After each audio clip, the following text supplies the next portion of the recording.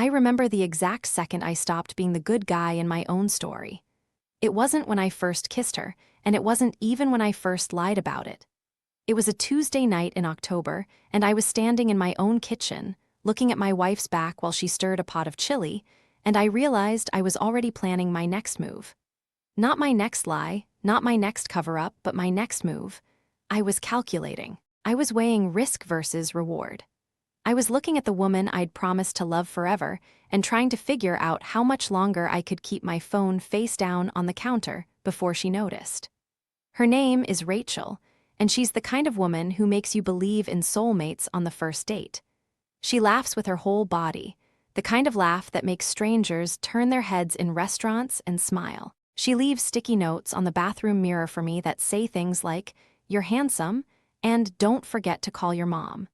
She cried for an hour when our dog had to get a benign tumor removed, and she still sends Christmas cards to the old lady who lived next door to us in our first apartment. She is good. She is the kind of good that I used to think I deserved, until I didn't.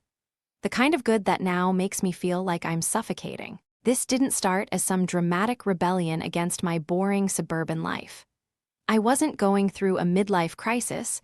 I wasn't drinking too much at work events. I wasn't one of those guys who resents his wife for getting older. Rachel is beautiful, like really beautiful, in that effortless way that still catches me off guard when she walks into the room. She's the girl who got hit on at every bar, the one who chose me over a dozen other guys who were smarter or richer or more put together. My friends used to tell me I won the lottery with her, and I used to agree. I used to think about her constantly, even when we were together. I used to bring her coffee in bed every single Saturday, not because I had to, but because watching her wake up with that sleepy, groggy smile made me feel like I'd accomplished something real in my life. That's what makes what I did so unforgivable, because I wasn't unhappy. I wasn't neglected. I wasn't unloved. I was just bored. And I hated admitting that to myself, so I dressed it up in 1,000 different excuses. I told myself Rachel was too focused on her job, that she was spending too much time at the hospital, that she didn't *C* me anymore the way she used to. She's a pediatric surgeon, which means she saves lives on a regular basis while I sell software to mid-sized companies, and somewhere along the way, my ego decided that wasn't enough for me.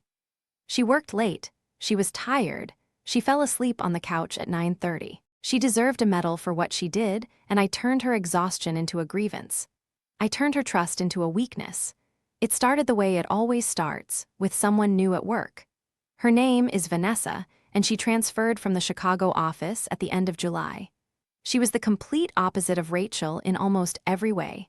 She had this sharp, cutting energy that made people uncomfortable, but in a way that you couldn't stop watching. She didn't laugh with her whole body, she smirked. She didn't leave sticky notes, she left passive-aggressive Slack messages.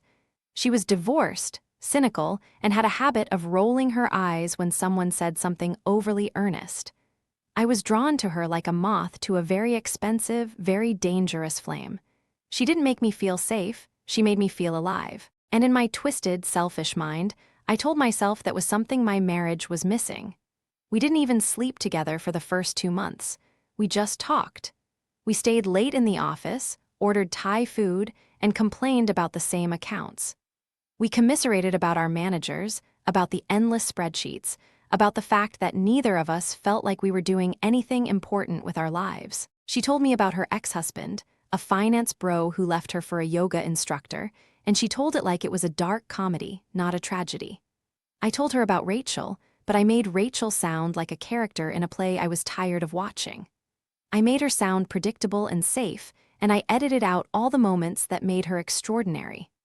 I presented my wife like a settling, a compromise I'd made, not the greatest decision of my life. I made it sound like she was holding me back, like she was the reason I wasn't taking bigger risks, like her happiness was a cage I'd built for myself.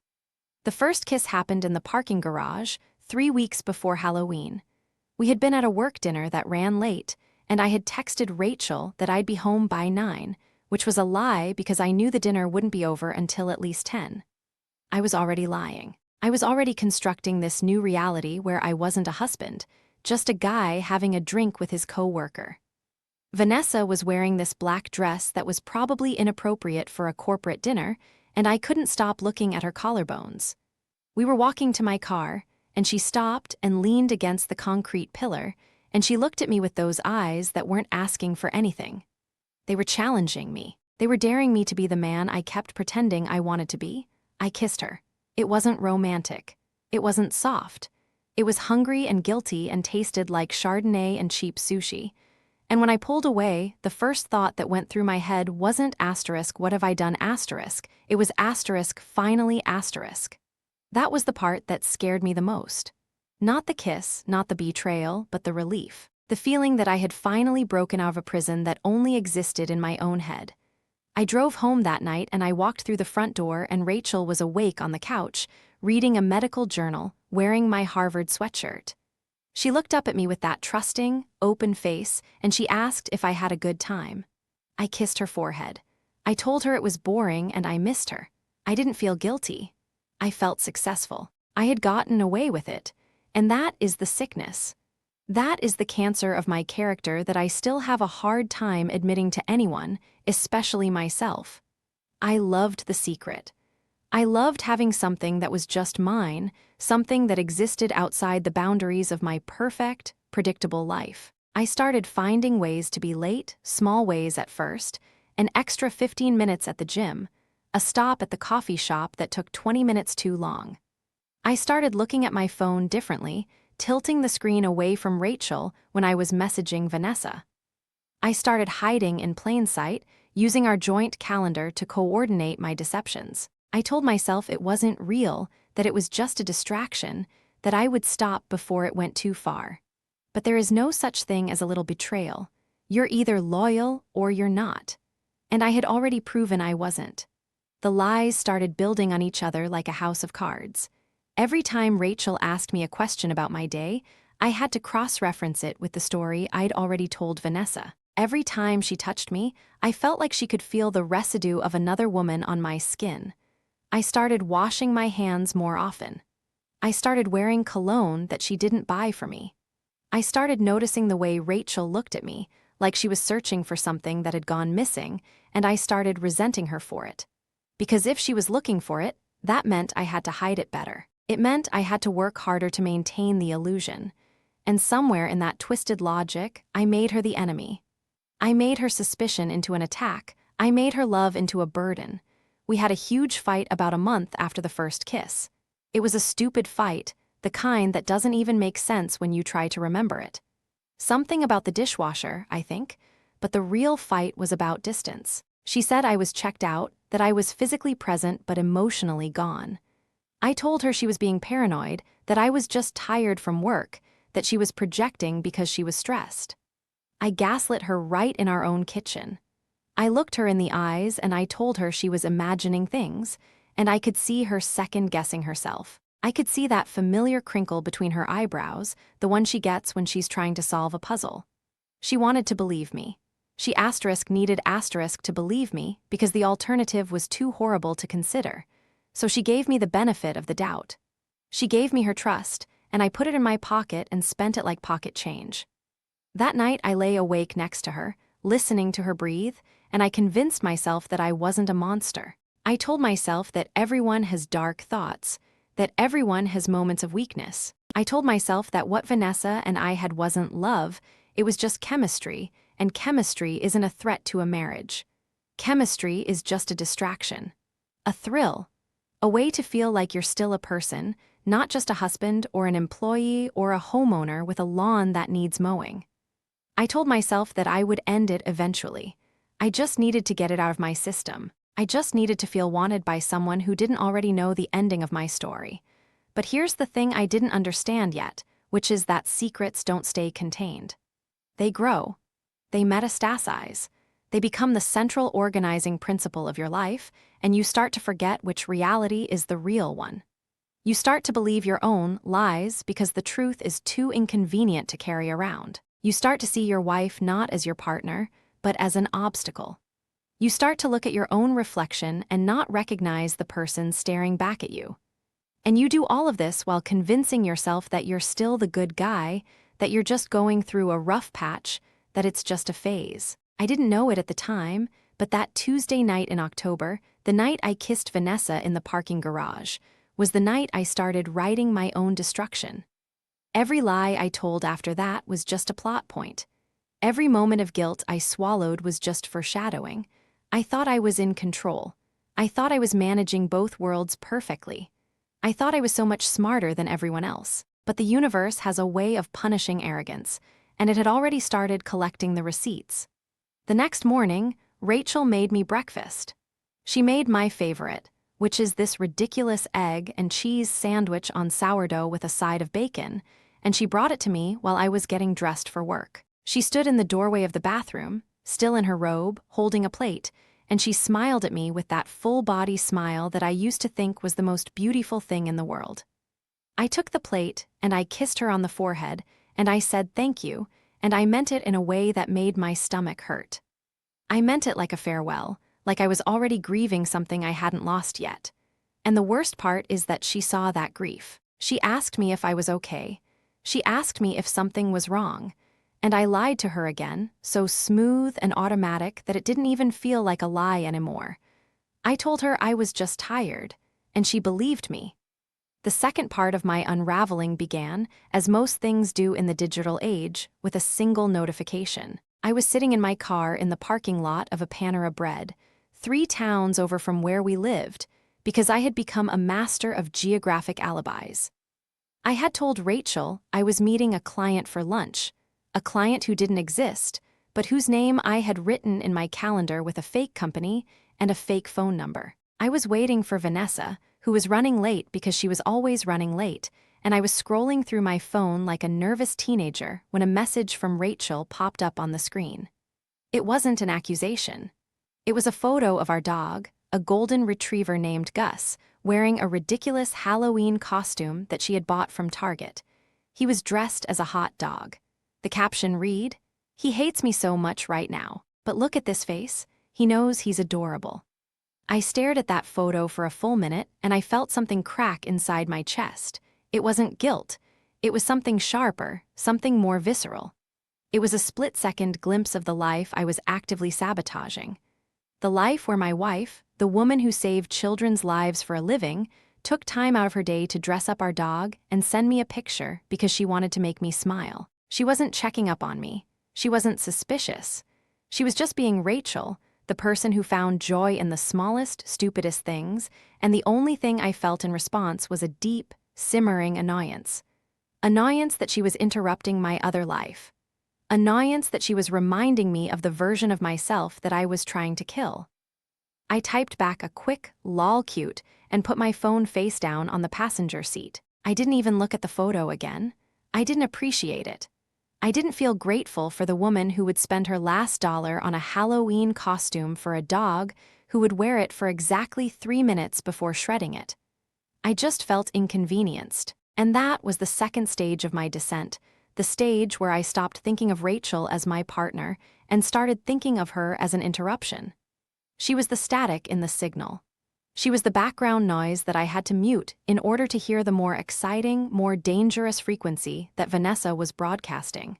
When Vanessa finally slid into the passenger seat, she didn't apologize. She didn't explain. She just looked at me with that thin, knowing smirk and said, "You look like you've been caught. Did the wife call?" The way she said it, with that teasing, almost cruel amusement, made me realize that she didn't see me as a man in a complicated situation.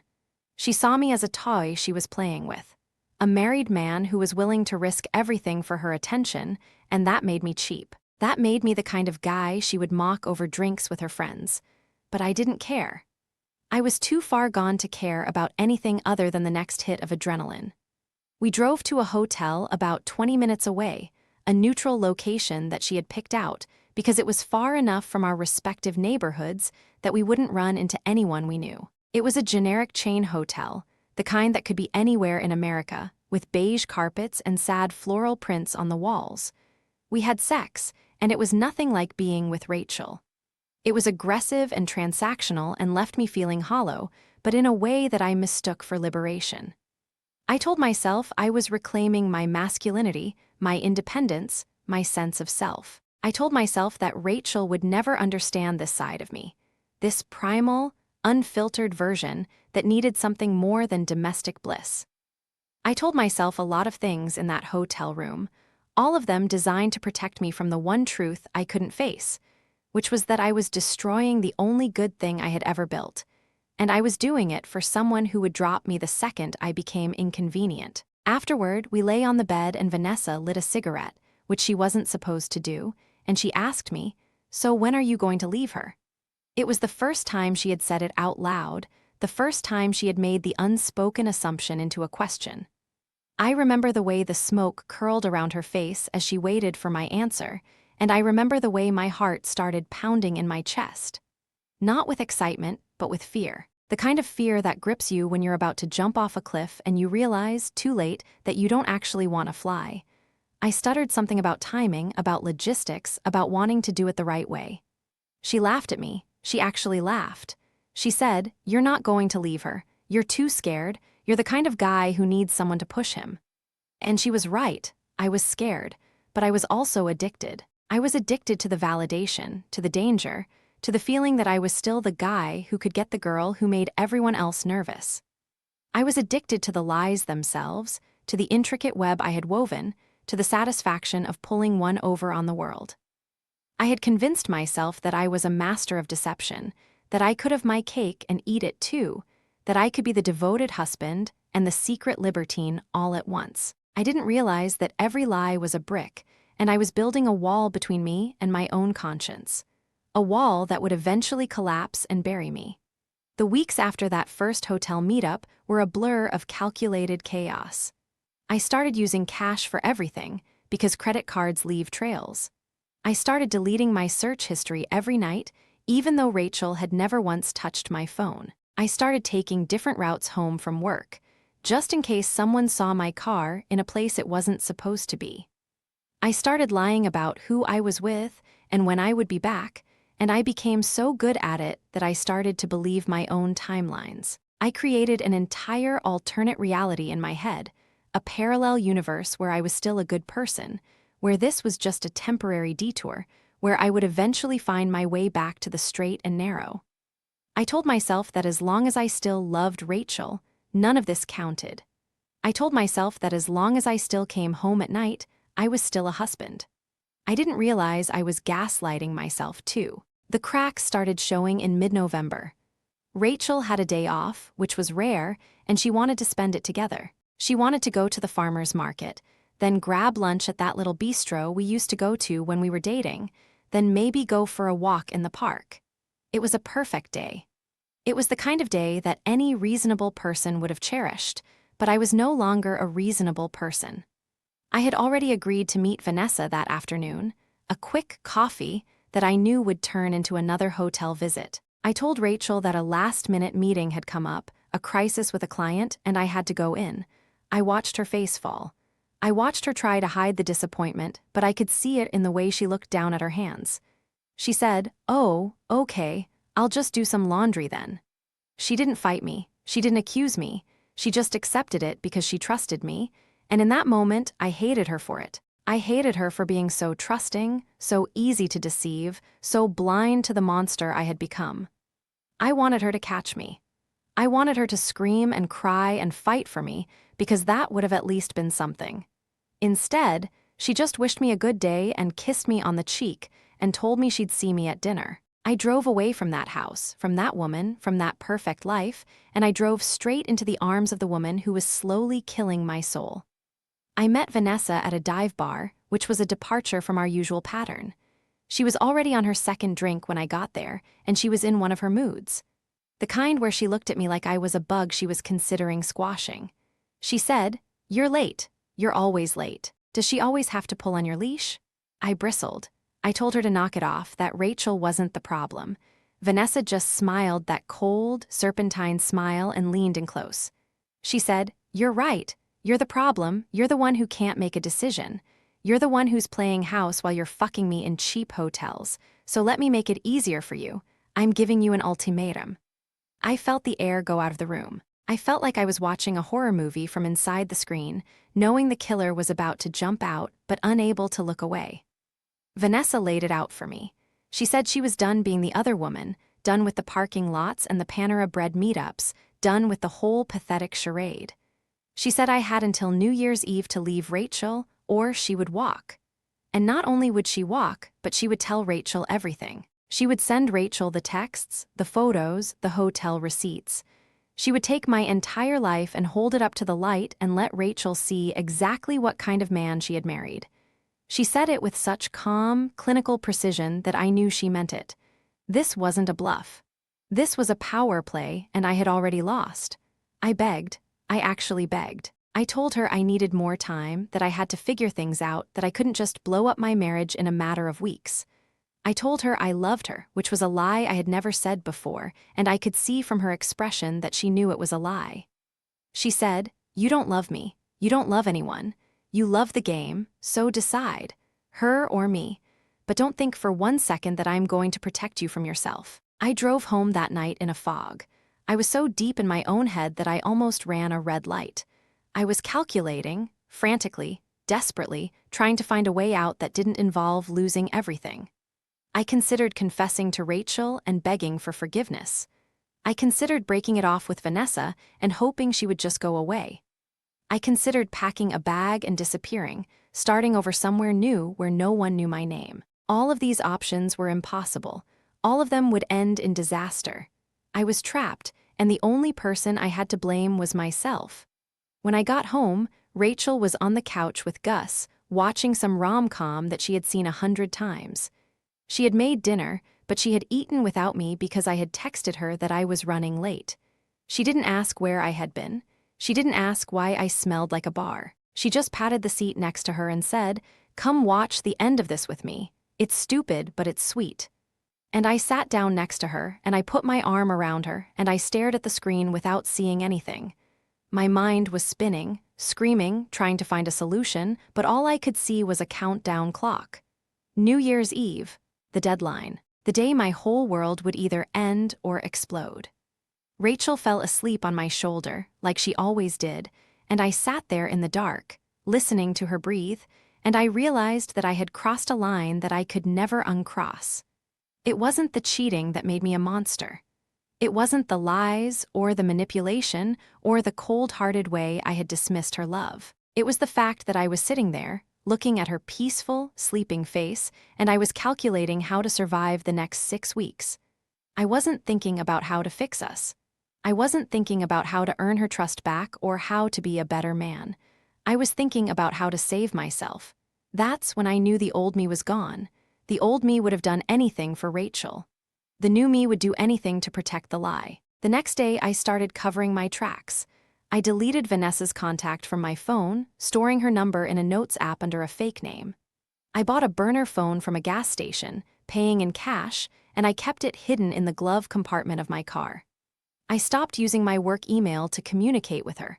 I became a ghost, a phantom, a man with 2 lives and no real identity.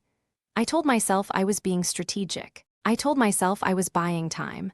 But really, I was just digging the hole deeper.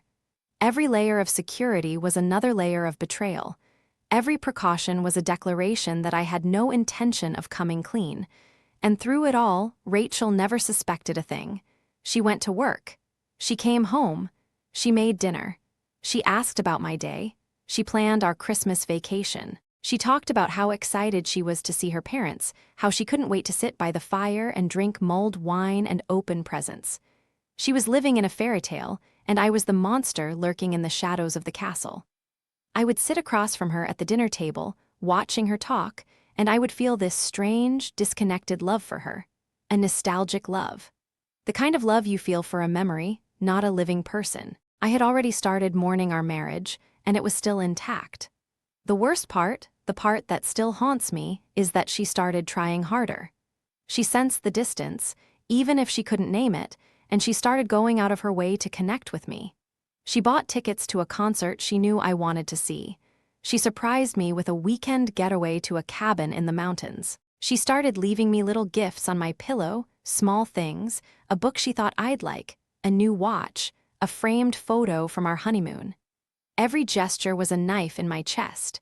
Every act of love was a reminder of what I was about to destroy. I knew, somewhere deep down, that I couldn't go through with Vanessa's ultimatum. I couldn't leave Rachel, but I also knew that I couldn't stay in this limbo forever. Something had to give, and the pressure was building like a volcano. I started having panic attacks. I started waking up in the middle of the night, drenched in sweat, convinced that the walls were closing in. I started drinking more, not to escape, but to dull the noise in my head. I was falling apart, and the only person who noticed was the woman I was betraying. One night, about 2 weeks before Christmas, Rachel found me in the garage, just sitting in my car. I wasn't going anywhere. I was just sitting there, staring at the dashboard. She came out in her robe, shivering in the cold, and she opened the door and sat down in the passenger seat. She said, "What's going on? Please just tell me. You've been so distant. I feel like I'm losing you." And I wanted to tell her. I wanted to confess everything, every awful, sordid detail. I opened my mouth, and the words were right there on my tongue, and then I looked at her face, and I saw the fear in her eyes, and I realized that telling her would be the cruelest thing I could do. It wouldn't set me free. It would destroy her, and I was too much of a coward to do that, so I lied again. I told her I was just stressed about work. I told her I was worried about my dad's health. I told her everything except the truth, and she believed me. She always believed me. She put her hand on my cheek and she said, "We'll get through it, we always do." She kissed me, and I kissed her back, and I tasted the salt of her tears on my lips. She was crying because she was worried about me. She was crying for me, and I was crying too, but I was crying because I knew I had already lost her. I had lost her the second I let another woman touch me. I had lost her the second I decided that my own ego was more important than our vows. I held her in that cold garage for what felt like hours, and I made a silent promise to myself. I told myself I would end it. I told myself I would break it off with Vanessa, and I would do whatever it took to be the husband Rachel deserved. I told myself I would go to therapy, I would work on myself, I would find a way to fall back in love with my own life. I made that promise in the dark, with my wife's head on my chest, and I meant it. For the first time in months, I meant it. But promises don't mean anything when you're already drowning, and the tide was about to come in. I broke my promise within 48 hours. It wasn't a conscious decision, not really. It was more like a reflex, the same way your hand jerks back from a hot stove before your brain even registers the pain. Vanessa texted the burner phone, just a simple message that said, "I'm at the usual place. Come or don't. I don't care." And I went. I put on my jacket, told Rachel I was running to the store for milk, and I drove straight to that same generic hotel with the beige carpets and the sad floral prints. I didn't even hesitate. I didn't even pause to consider the promise I had made in the garage, the tears I had wiped from Rachel's face, the way her voice had cracked when she said she felt like she was losing me. None of that mattered. The only thing that mattered was the pull, the gravitational force of my own destruction. Vanessa was already in the room when I got there, stretched out on the bed like a cat who had just eaten a canary. She didn't ask about Rachel. She didn't ask about my deadline or my decision or any of the things that were supposed to be weighing on me. She just looked at me with that cold, knowing smirk and said, "I knew you'd come. You can't help yourself. You're addicted to the risk." And she was right. I was addicted. Not to her, not to the sex, not to any of the surface-level trappings of the affair. I was addicted to the feeling of being someone else, someone who didn't have to answer for his actions, someone who could be selfish and reckless and cruel without consequence. I was addicted to the fantasy that I could escape the weight of my own life.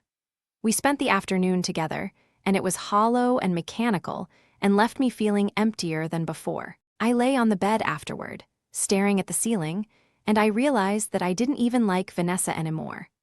I didn't like her sharp edges or her cruelty or the way she looked at me like I was a puzzle she had already solved. I didn't like the way she talked about Rachel, referring to her as the wife like she was a character in a sitcom. I didn't like the way she made me feel small and pathetic and utterly dependent on her approval. But I couldn't leave her. I couldn't end it. Because ending it would mean admitting that all of this, the lies, the betrayal, the months of calculated deception, had been for nothing. It would mean admitting that I had thrown away my marriage for someone I didn't even respect. That realization was like a cold shower. I sat up in bed and I looked at Vanessa and I said, "I can't do this anymore." She didn't flinch. She didn't react. She just lit another cigarette, even though we were in a non-smoking room, and she said, "Sure you can. You've been doing it for months." I told her I was serious. I told her I was going to tell Rachel everything, that I was going to confess and beg for forgiveness and try to salvage whatever was left of my marriage. Vanessa laughed, that same hollow, mocking laugh she always used when I said something earnest. She said, "You're not going to confess, you're not going to do anything. You're going to go home, you're going to kiss her on the forehead, and you're going to lie to her face. And then you're going to come back to me, because you're weak, and weakness always repeats itself." I wanted to punch her. I wanted to scream at her. I wanted to tell her that she was wrong, that I was stronger than she thought, that I was capable of change. But I didn't say any of that. I just got dressed and walked out of the room, and I drove home with my hands shaking on the steering wheel. I walked through the front door, and Rachel was in the kitchen, making dinner, and she asked me where the milk was. I had forgotten the milk. I had left the house under the pretense of buying milk, and I had come back empty-handed. I stood there in the doorway, frozen, and I watched her face shift from confusion to hurt to something that looked dangerously like suspicion. She said, "You forgot the milk." And I nodded, because I couldn't think of a lie fast enough. That was the first time she really looked at me, really looked at me, like she was seeing me for the first time in months. She put down the spatula and she walked over to me and she said, "Where were you?" Her voice was quiet, but there was an edge to it. An edge I had never heard before. I opened my mouth to lie, to tell her I got stuck in traffic, or I ran into an old friend, or any of the other excuses I had perfected over the past few months. But the words wouldn't come. I was too exhausted, too depleted, too broken to construct another lie, so I just said, "Nowhere." And she knew. She didn't know the details, but she knew. She could see it in my eyes, in the way I couldn't meet her gaze, in the way my hands were still shaking. She stepped back like she had been burned, and she said, "Are you having an affair?" It was the first time she had ever asked that question. It was the first time she had ever given voice to the fear that must have been gnawing at her for weeks. I had spent so long congratulating myself on how well I was hiding it, how clever I was, how I had outsmarted everyone. But the truth was, she had known all along. She had known in her gut, in the way that women always know, but she had been waiting for me to tell her. She had been waiting for me to be man enough to own up to what I had done, and I failed her again. I looked her in the eyes and I said, "No, of course not. How could you even ask me that?" I saw the doubt flicker across her face. I saw her want to believe me. I saw her fighting against every instinct that was screaming at her to run. And she let me win. She nodded and she went back to the stove and she said, "Okay, I'm sorry, I'm just stressed." She apologized to me. She apologized for asking the question that she had every right to ask. And that broke something inside me. Not in a dramatic, cinematic way.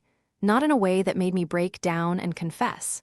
It broke something deeper, something that had been holding the pieces of my psyche together. I realized that I was no longer just a liar. I was an abuser. I was manipulating her emotions, her trust, her sense of reality. I was making her doubt herself, making her feel like she was the one who was crazy, making her apologize for her own justified suspicions. That is what gaslighting is in the end. It's not just lying. It's making someone question their own sanity. And I had been doing it to the woman I loved for months. That night, I lay next to her in bed and I listened to her breathing and I knew I had to end it. Not the affair, not the lies, but the whole thing. I had to blow up my life because the alternative was to slowly poison hers. I made a plan. I would tell her everything in the morning. I would sit her down at the kitchen table and I would lay out every sordid detail, every lie, every betrayal. I would give her the choice. I would let her decide what happened next. I didn't deserve to make that decision. I didn't deserve to have any control over the outcome. I had taken enough from her. The least I could do was give her the truth. But the universe, or fate, or whatever cruel force governs the lives of people like me, had other plans. The next morning, before I could sit her down, my phone buzzed on the nightstand. It was a text from Vanessa, and Rachel was still asleep next to me. I reached for the phone, my heart pounding, and I saw that it wasn't just a text. It was a photo. A photo of Vanessa and me, taken in the hotel room. We were naked. We were kissing. It was the kind of photo that could end a marriage in a single second. I looked at the timestamp. It had been sent 3 minutes ago. I looked at the message that accompanied it. It said, "Tick-tock. You're almost out of time." My blood turned to ice. I grabbed the phone and I scrambled out of bed, stumbling into the bathroom, locking the door behind me. I called Vanessa, my hands shaking so badly I could barely dial the number. She answered on the first ring and she was laughing. She was actually laughing. She said, "I figured I'd help you along. You were never going to do it yourself, so I'm doing it for you." I screamed at her. I called her every name I could think of. I told her she was insane, that she was ruining my life, that I would destroy her if she did anything with that photo. She just laughed again, that cold, cruel laugh, and she said, "You think I'm the one ruining your life? You ruined your own life. I'm just the messenger." I hung up the phone and I sat on the edge of the bathtub, my head in my hands, trying to figure out what to do. I could try to delete the message before Rachel saw it. I could beg Vanessa not to send it to anyone else. I could pack a bag and run. But I knew, deep down, that it was over. The clock had stopped ticking.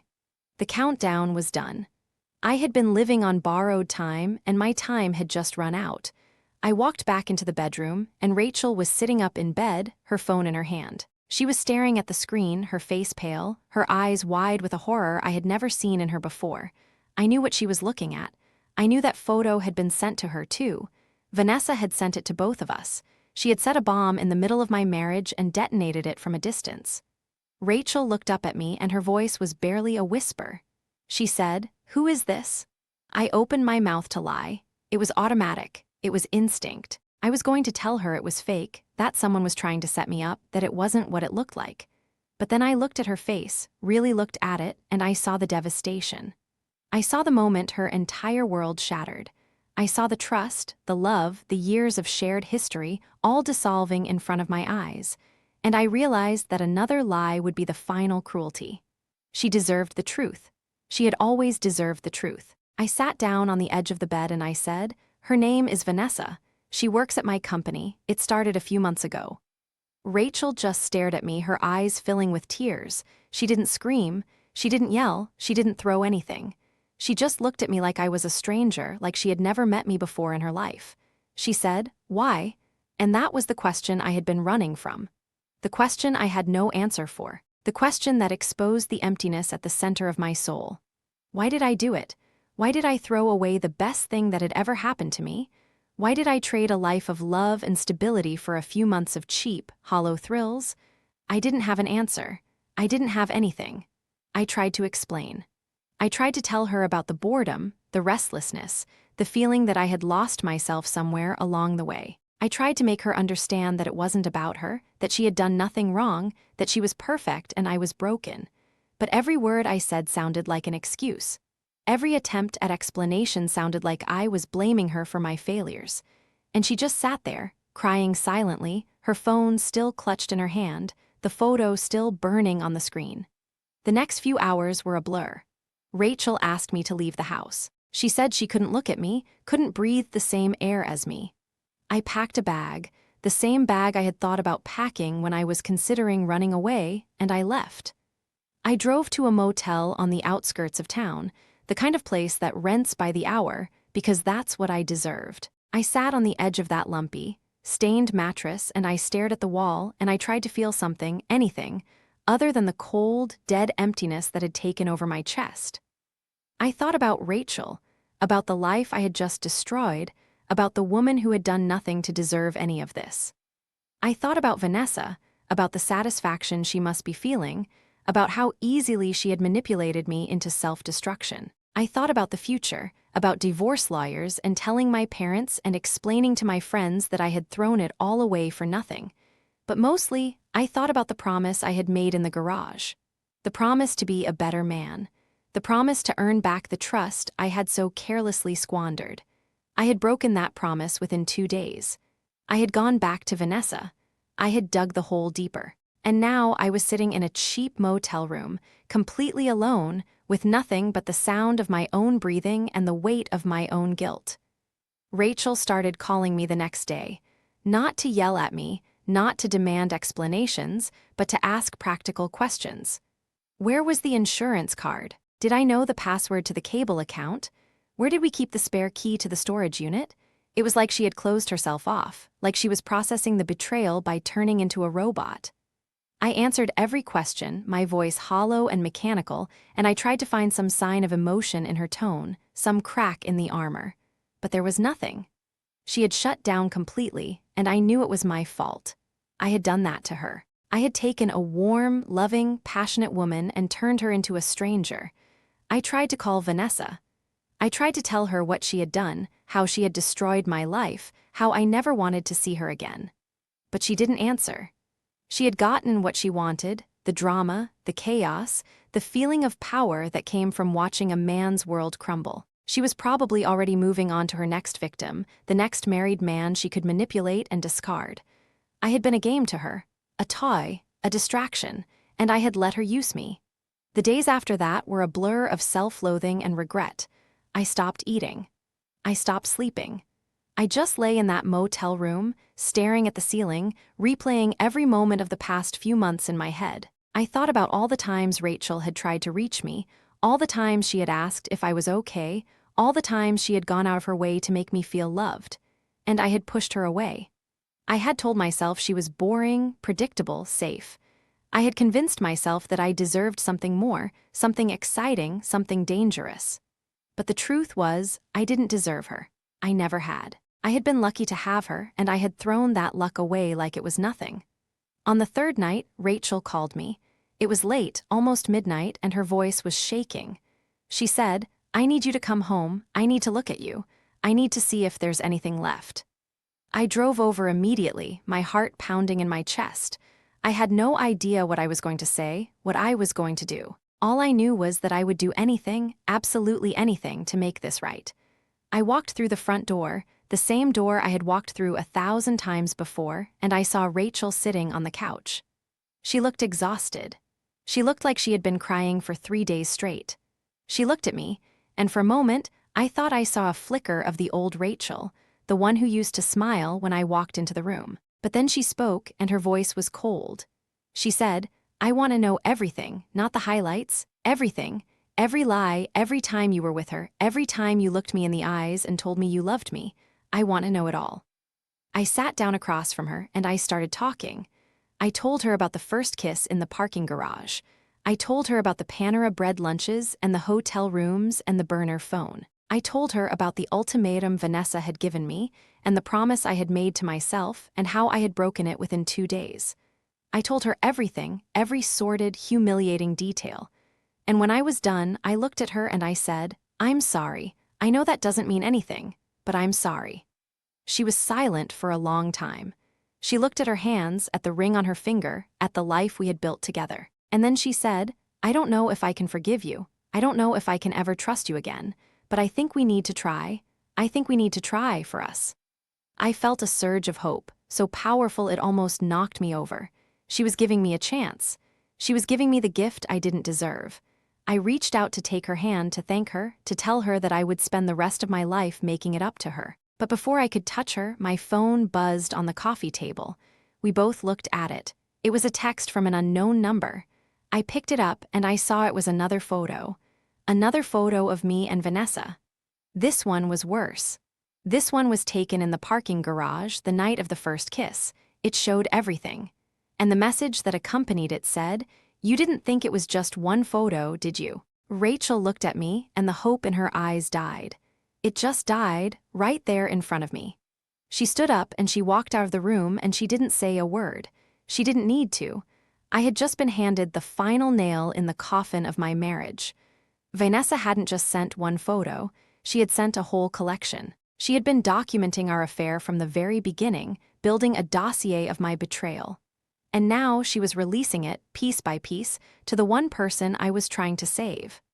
I sat there on the couch, alone, holding the phone, and I realized that I was never going to get out of this.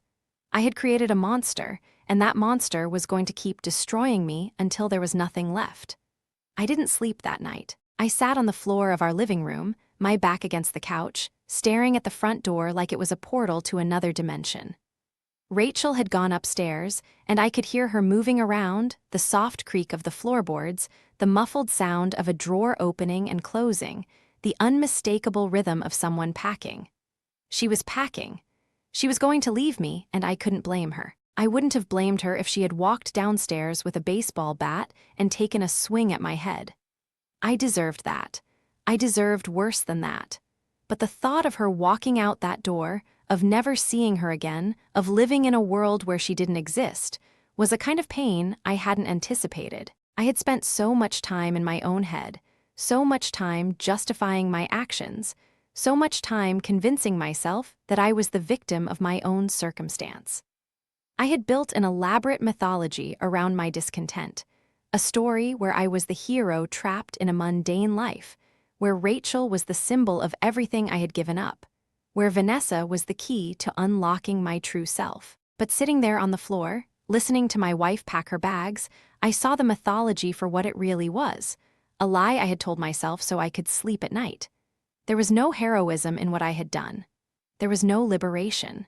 There was just a man who had made a series of cowardly choices and was now facing the consequences.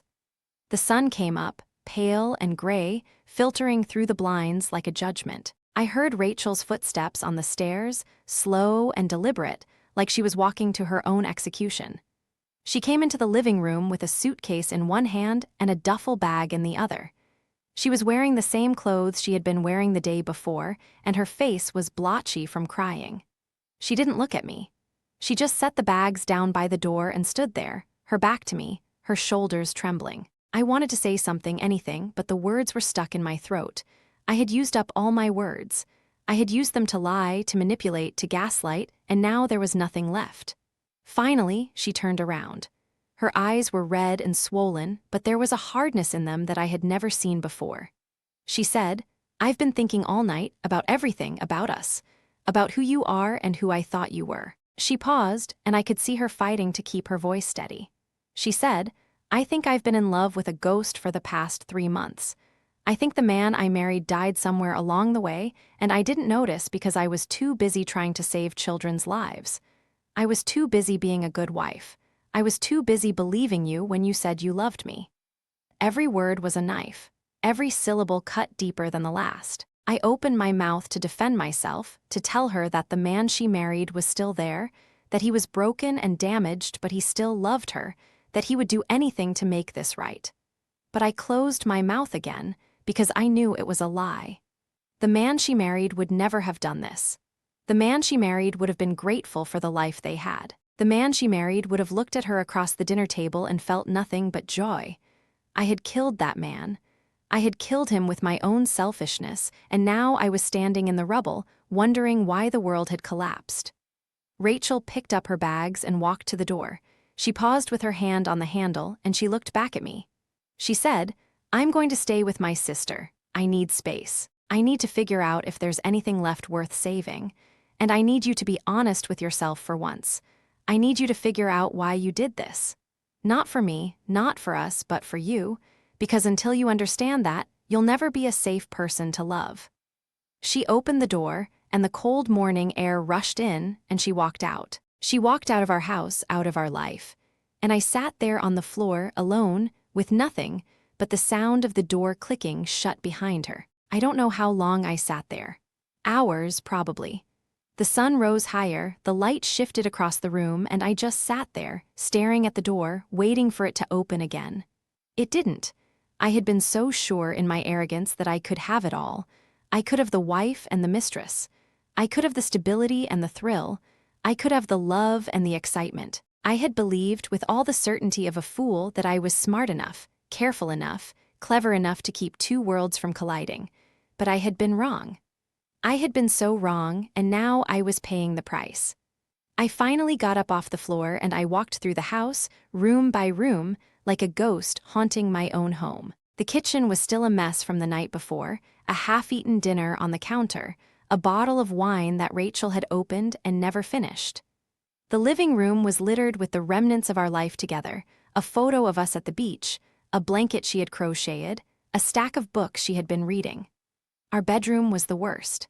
The closet was half empty, her side of the bed was stripped, and there was a note on the pillow. It just said, "I'll send for the rest later." No signature, no goodbye, just that cold, clinical instruction. I sat on the edge of the bed, the same bed where I had made so many promises, and I cried. Not the dramatic, cinematic crying I had imagined for myself. Not the crying of a man who is deeply wounded and sympathetic. I cried like a child, ugly and desperate, my whole body shaking with the weight of what I had lost. I cried because I missed her. I missed the sound of her voice in the morning, the way she would hum in the shower, the smell of her shampoo on the pillows. I missed the way she would reach for me in the middle of the night, even in her sleep, like she couldn't bear to be apart from me. I missed the life we had built, the life I had destroyed, the life I had taken for granted until it was gone. And then I got angry. Not at Rachel, not at Vanessa, but at myself. I was so angry at myself that I couldn't see straight. I punched the wall, and I felt the knuckles of my right hand crack against the drywall. I punched it again and again until there was a hole the size of my head and my hand was bleeding and bruised. I wanted to hurt myself. I wanted to punish myself. I wanted to feel something other than this crushing, suffocating guilt. But even the pain wasn't enough. It was just another sensation, another fleeting distraction from the reality of what I had done. I tried to call Rachel. I called her phone and it went straight to voicemail. I called her sister's house and her sister answered, her voice cold and hostile. She said, "She doesn't want to talk to you, and honestly, I don't blame her. You're a piece of work, you know that? You had everything and you threw it away." She hung up before I could respond. I tried to call Vanessa because I needed to scream at someone to blame someone other than myself. But her phone was disconnected. She had dropped me. She had gotten what she wanted, the chaos and the destruction, and she had moved on. I was alone. Completely, utterly, irredeemably alone. The next few days were a blur of self-destruction. I drank a lot. I drank whiskey straight from the bottle because it was faster, because it numbed the pain more efficiently than beer or wine. I stopped eating. I stopped showering. I stopped answering my phone. My work called and I ignored it. My friends called and I ignored them. My parents called and I stared at the screen until it went dark. I couldn't face them. I couldn't face anyone. I couldn't face the shame of being the man who had thrown away his marriage for a cheap thrill. I started having thoughts I had never had before. Dark thoughts. Thoughts that scared me. Thoughts about how easy it would be to just end it all, to stop the pain, to stop the guilt, to stop the endless loop of self-recrimination that played in my head every second of every day. I would stare at the ceiling at night, my mind racing, and I would think about the different ways I could make it stop. A bottle of pills, a rope, a jump from a tall building. I would picture Rachel's face when she found out, and I would convince myself that she would be better off without me. That the world would be better off without me. But I was too much of a coward for that, too. I was too much of a coward to die, just like I had been too much of a coward to confess. I was stuck in this purgatory, this endless loop of guilt and shame, and there was no way out. I had built a prison for myself, and I was the only prisoner. I thought about reaching out to a therapist, to a hotline, to anyone who could help me untangle the mess I had made of my life. But I didn't. I couldn't. Because reaching out would mean admitting that I was broken, and I had spent my whole life pretending I was whole. On the 5th day, I finally got out of bed. I took a shower, for the first time in days, and I stood under the hot water until my skin was red and raw. I shaved. I put on clean clothes. I walked to the kitchen, and I made myself a cup of coffee, and I sat at the table and I stared at the wall, and I tried to think clearly for the first time since Rachel had walked out the door. I thought about what she had said to me, the last thing she had said before she left. She had told me to figure out why I did it. She had told me to be honest with myself. And I realized, sitting there in the silence of my empty house, that I didn't have an answer. I had spent months constructing elaborate justifications, but I had never asked myself the simple, brutal question at the heart of all of it. Why did I do it? Was it boredom? Was it ego? Was it fear of being ordinary? Or was it something deeper, something uglier, something I had been avoiding my whole life? I didn't know. I had spent so long running from myself that I had forgotten who I was. I had built a life around external validation, around being the guy everyone liked, the guy who had the perfect marriage and the perfect job and the perfect house. But underneath it all, I was empty. I was hollow. I was a shell of a person, and I had filled that shell with lies and distractions and cheap thrills. I needed to figure out who I was without Rachel, without Vanessa. Without the masks I had worn for so long. I needed to sit in the silence of my own company and face the man I had become. And so I started writing. I wrote down everything I had done, every lie, every betrayal, every moment of selfishness. I wrote it all down in excruciating detail, and I read it back to myself like a confession. And for the first time, I saw the full extent of the damage I had caused, not just to Rachel, but to myself. I had destroyed my own soul, piece by piece, and I hadn't even noticed. I started thinking about the future, about what my life would look like without Rachel, about the divorce proceedings, the dividing of assets, the awkward conversations with mutual friends, about dating again, eventually, and having to explain to some new woman why my marriage had failed, about the loneliness, the endless loneliness that stretched out in front of me like a desert. I had been so afraid of being ordinary, of being just another married guy in the suburbs, that I had run headfirst into a far worse fate. I had become a cautionary tale. I had become the guy everyone whispers about at parties. I had become the villain of my own story. And yet, even in the midst of that darkness, there was a small flicker of something, a tiny, fragile ember of hope, because I still loved Rachel. I loved her more than I had ever loved anyone, and I knew, deep down, that I would spend the rest of my life trying to earn back her trust. I knew it might take years. I knew she might never forgive me. I knew the odds were stacked against me. But I also knew that I had to try. I had to try because the alternative was to give up, and giving up was the one thing I couldn't do. I started going to therapy. I found a therapist, a no-nonsense woman in her 60s who didn't mince words, and I told her everything.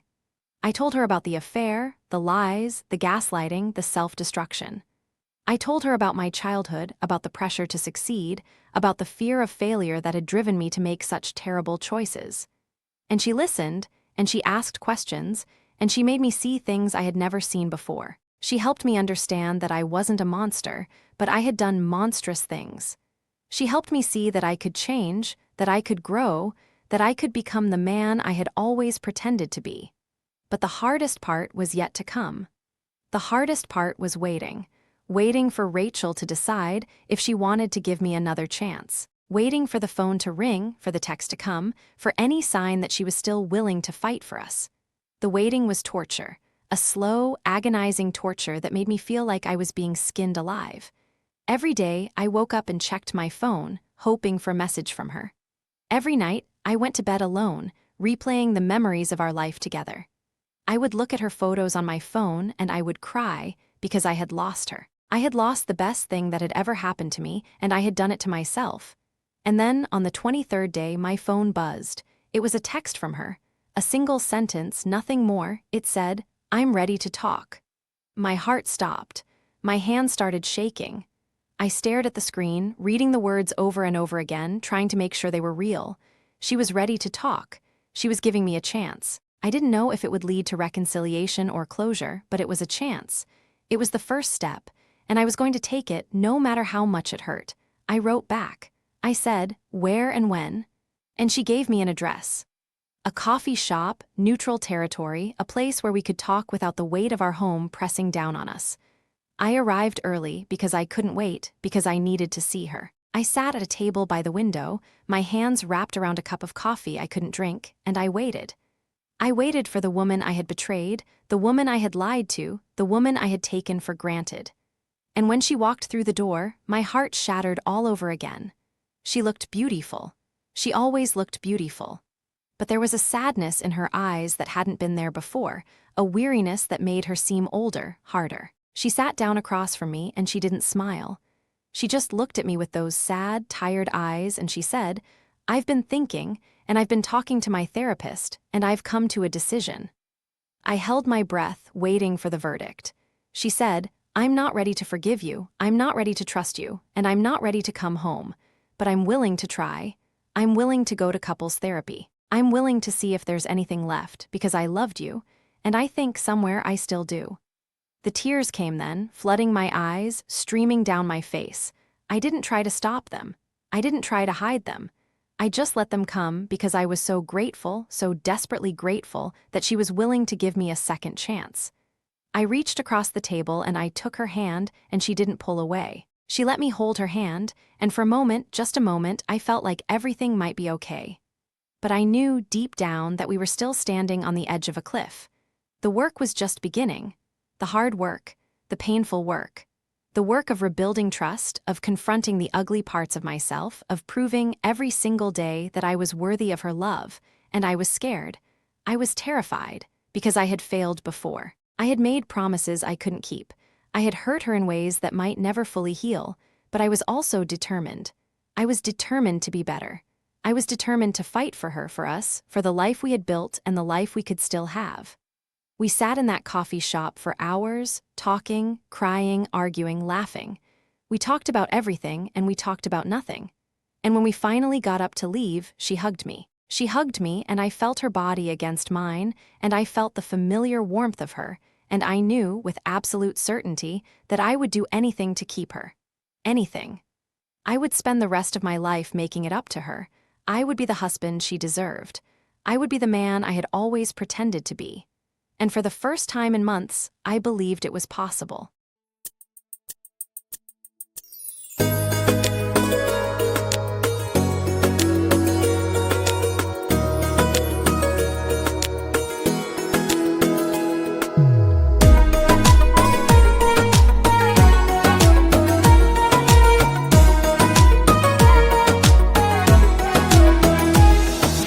কার বাসরে ঘুমাও তুমি, কার নিয়ে চলো, আমায় রেখে কেন প্রিয়া গিয়াছ রে বলো। কার বাসরে ঘুমাও তুমি, কার নিয়ে চলো, আমায় রেখে কেন প্রিয়া গিয়াছ রে বলো। কার মনেতে তোমার আশা রাখো জমা করে, আমার আশা পুইরা দিয়া তুমি রইলা দূরে। স্বার্থবাদী প্রিয়া রে তুই, স্বার্থবাদী তুই, তোর মনেতে ছিল হাইরে চলো নারী সুর। স্বার্থবাদী প্রিয়া রে তুই, স্বার্থবাদী তুই, তোর মনেতে ছিল হাইরে চলো নারী সুর।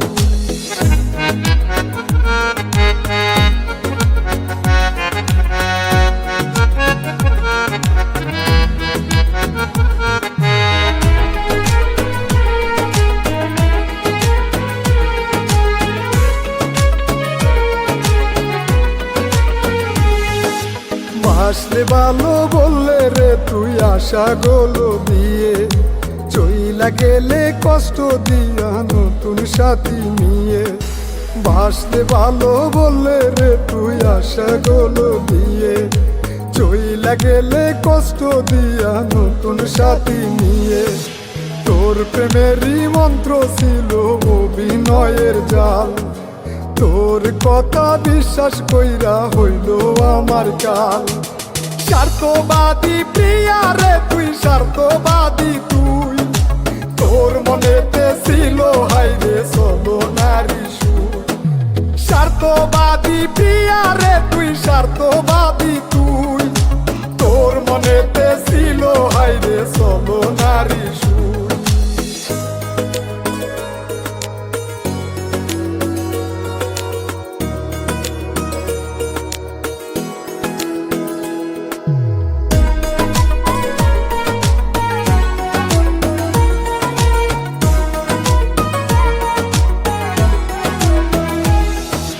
কার মনেতে বাসা বাঁধো আমায় রেখে রে, কার মুখেতে ফুটাও হাসি আমায় কাঁদিয়ে।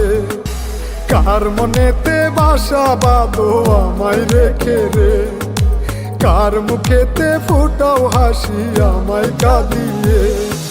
স্বার্থ নিয়া করলে খেলায় আমার সাথে রে, পর ভাবিয়া দূরে গেলে আমায় রেখে রে।